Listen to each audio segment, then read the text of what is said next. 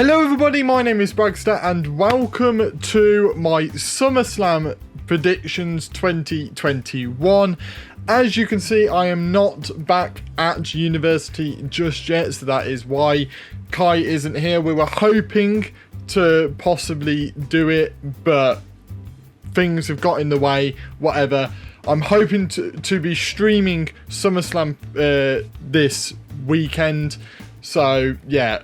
The reactions, not the actual show, the reactions to both SummerSlam and TakeOver, but TakeOver is a completely different video. I'll keep you updated on my Twitters and stuff, so go over there and check those out. But before I bore everyone and get everyone clicking off the video, let's get into my SummerSlam predictions, because there is a lot, isn't there? There's a lot of matches to go through.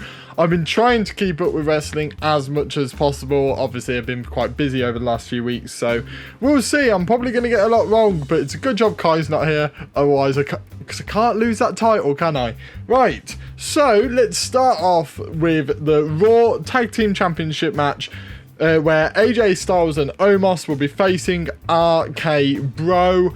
Obviously, they broke up and they got back together. RK Bro in the most RK Bro fashion, I think, is the best way of putting it.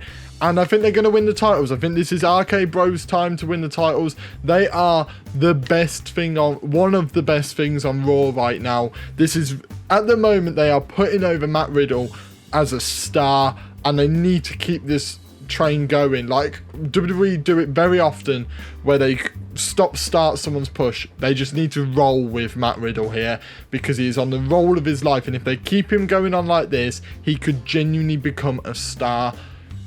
We'll just have to see, but I feel like this is RK Bro's time to win the tag titles. AJ Styles and Omos have had a great run as tag champions, but sometimes when it's right to change the title over, you just gotta do it.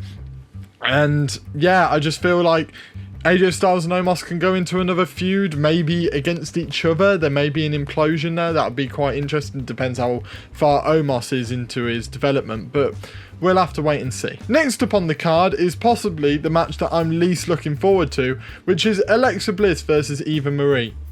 And I don't know where this is going, because Doudrop, which is a shit name, is in Eva Marie's corner. They could make Doudrop wrestle instead of Eva Marie. I'm going to go with the safe bet of Alexa Bliss, maybe with some like spooky shenanigans. Maybe we might see the doll. I can't remember what the doll's name is, but we might see the doll finally, like the other version of Alexa Bliss. I don't know, but yeah, I've got nothing to say about this match. I'm least looking forward to it. I hope it's on the pre-show. I really do, but it won't be, but I hope it is. Next up on the card is a feud that really should have been a lot better than it has been, and that's Drew McIntyre versus Jinder Mahal. They had everything in the makings to create a real heartfelt, emotional feud, and instead they've made it about a sword. It baffles me, man. It baffles me sometimes with WWE, but I'm gonna go with Drew McIntyre because it's Drew McIntyre. I just feel like they don't believe in Jinder anymore, and I know he's just come back, but especially with Shanky and the other guy not there, I just feel like it's Drew McIntyre's. He might win it with the sword. He might cut up Jinder Mahal. He might just kill him. God knows. But yeah, I feel like Drew McIntyre is winning that one. Next up on the card is one that I actually think will be really good, which is the United States Championship match between Sheamus and Damian Priest. I think it's Damian Priest's time. I feel like Damian Priest was meant to win this title before SummerSlam, but obviously his injury got in the way, etc, etc. I feel like Damian Priest is winning that United States Championship. Obviously, The Miz and John Morrison could get involved, but I feel like, judging by what's happened on Monday, there could be a feud between them two, between The Miz and John Morrison. Personally, I actually feel like they should have held off for The Miz and John Morrison to maybe be a WrestleMania feud. I know that's probably a bigger stage than people want it to be, but I feel like them two are really good together, and you could really flesh it out. Unfortunately, they've started it now, so it might be a Survivor Series feud, but I can't imagine it being. It would just be a feud on one of the shows. But, you know, I feel like you've got more challenges with Damian Priest. Obviously, Sheamus has had a decent run. I've really liked his reign as champion. In him winning the title was the right thing to do. But, you know, past this point, Sheamus could get his rematch. The Miz could have a match. John Morrison could have a match. You know, I'm not even getting to the likes of maybe Jinder Mahal getting a match, you know. And there are so many wrestlers. Whoops, whack my mic. There are so many wrestlers that could go after Damian Priest over Sheamus. Personally, I mean, I wouldn't mind Sheamus retaining, but I feel like it's Damian Priest's time, similar to the Arcade Bro earlier, and you just need to run with it sometimes. Next upon the card should be brilliant. It's Edge and Seth Rollins.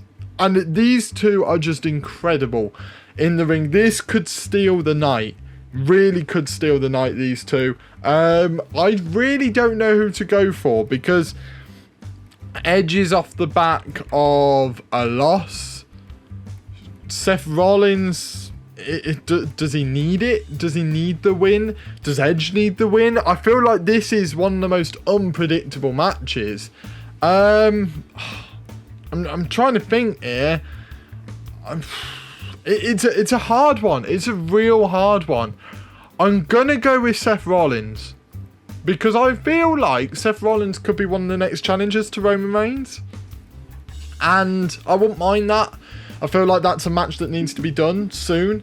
So yeah, I feel like I'm going to go with Seth with the thing in mind that he's going to go after the title.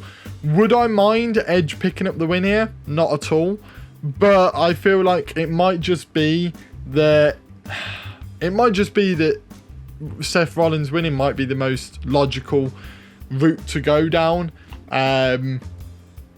But yeah, we'll have to wait and see. That's the one that I find most unpredictable, so that's why I feel like it could steal the show. Next on the card is a match that might not even happen, so if it doesn't, apologies, but it is SmackDown Women's Champion Bianca Belair versus Sasha Banks. Obviously, it might not happen due to the fact that they have both been pulled from live shows over the last few weeks, through the last week, due to unforeseen circumstances, which could mean COVID, could mean injury. It could just mean that they're keeping them both fit because this match is meant to be a big one. But we don't quite know. Maybe they just don't want another Bayley situation coming across, especially in Bianca Belair's reign. It's a difficult one for this, because I feel like Bianca's got to win, but Sasha's just turned heel. So it might make Sasha look a bit weak, but I feel like Bianca's got to win. Bianca's going to get a next big win. I'm not really sure who's going to take the title off of Bianca. I really don't. But that's not necessarily a bad thing. That gives you time to really rise someone from maybe the bottom of the card to the top to then face her. You know, it can be something as simple. Maybe it's to do with the draft. Maybe the draft brings Asuka over and Asuka takes the SmackDown Women's title. Something like that. I'm not really sure, but I feel like Bianca Belair is walking away with this victory.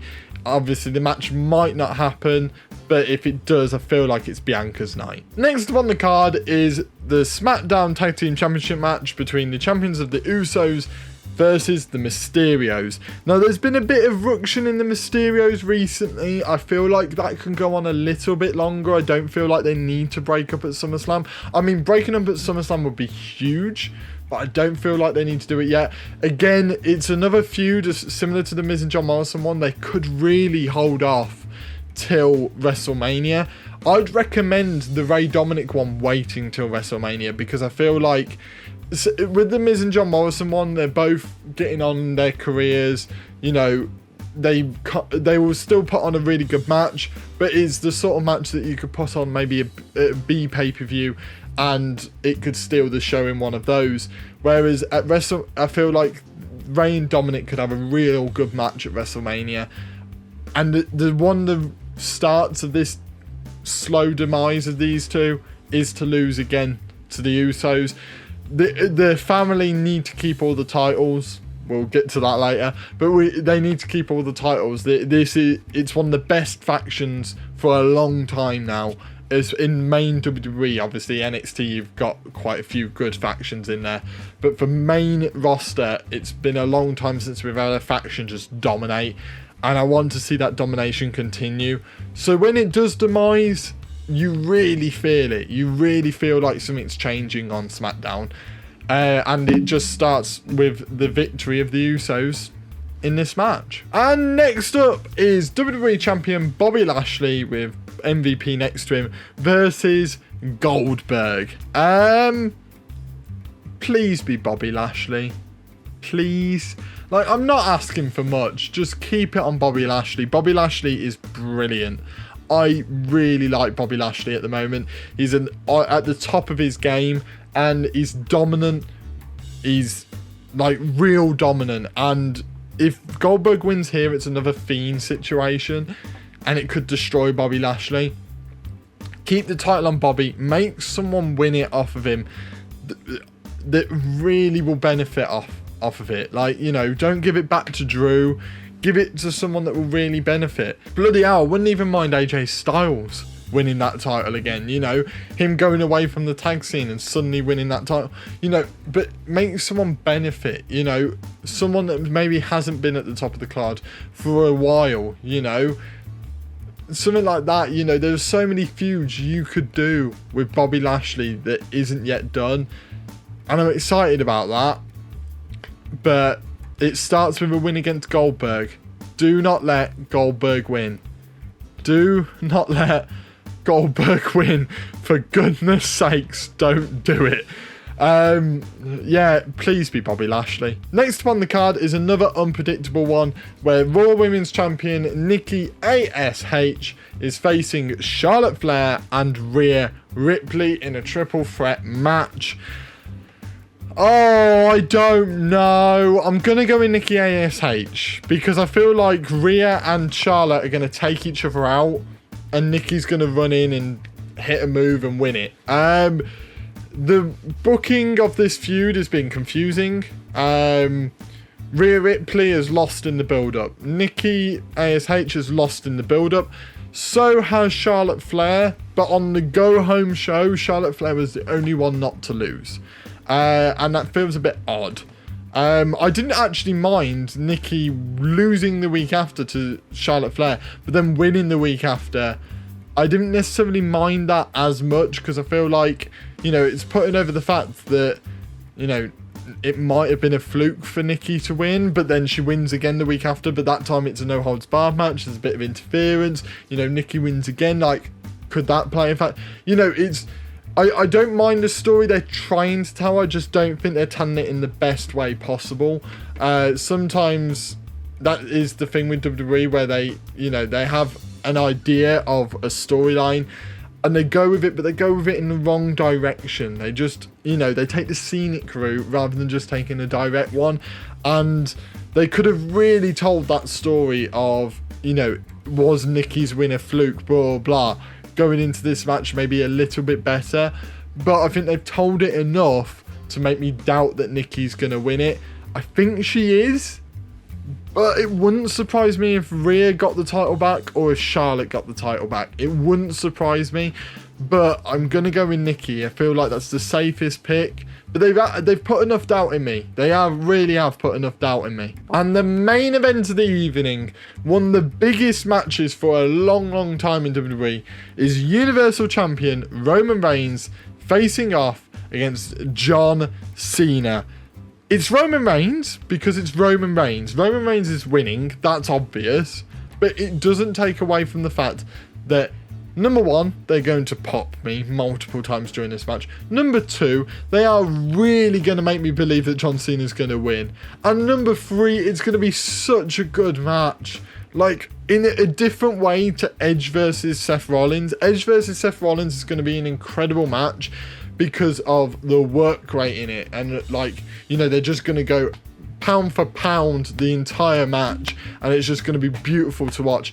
This one is all about the story. They're just going to engross you in this story of, you know, Roman Reigns is dominant, but John Cena was dominant for years. So could he come back and win it? Like, it's just I really like this. I've never been so excited to see John Cena in the company. I hope he stays a bit longer. I don't know if he will, but I hope he stays maybe till Survivor Series, has a big blow-off match at Survivor Series. You know, maybe brings up a few people up the card, you know, maybe has a feud, I don't know, with... I haven't got a clue. Maybe with an Apollo Crews or something, you know, maybe Apollo Crews loses it or, you know, along the way. But, you know, just being in the ring with John Cena would really put him over. Stuff like that, you know, and he's a free agent, so he could possibly go to Raw and have a few matches over there. I'd be really interested in that. But if it is his last match for a while again, I mean, what a match to have. Roman Reigns is winning it, but whoa. This show's just going to be incredible, isn't it? It really is going to be incredible. It feels so big. I mean, the amount of matches is ridiculous, but it feels just so big. And I can't wait. I can't wait for this show. I'm hoping to stream it. I'll keep you updated on my Twitters, and obviously on YouTube you will see me put up that I'm going to be streaming sort of thing in your notification box. But fingers crossed I'm able to, at the University House, at my new setup. It would look weird to be in a new setup, but we'll have to see how that goes. But yeah, before I ramble on too much, hit that like button if you have enjoyed this video and enjoying these predictions videos. They will go back to normal soon, I can promise you that. Comment down below your predictions for this show. I know there's a lot of matches to put down, you know, even if it's a random prediction like CM Punk is going to debut at SummerSlam. He's not, but like something like that. If you've got just some outlandish prediction, maybe you think the Money in the Bank is going to be cashed in this weekend, put that down in the comments as well. And if you're new here, please do subscribe so you do not miss a thing. I've got takeover predictions coming out tomorrow, and obviously hopefully I'll be streaming the shows as well, so you do not want to miss those. And go and check out my other stuff on the channel and see if you like that as well. But I shall see all of you in the next video. See ya.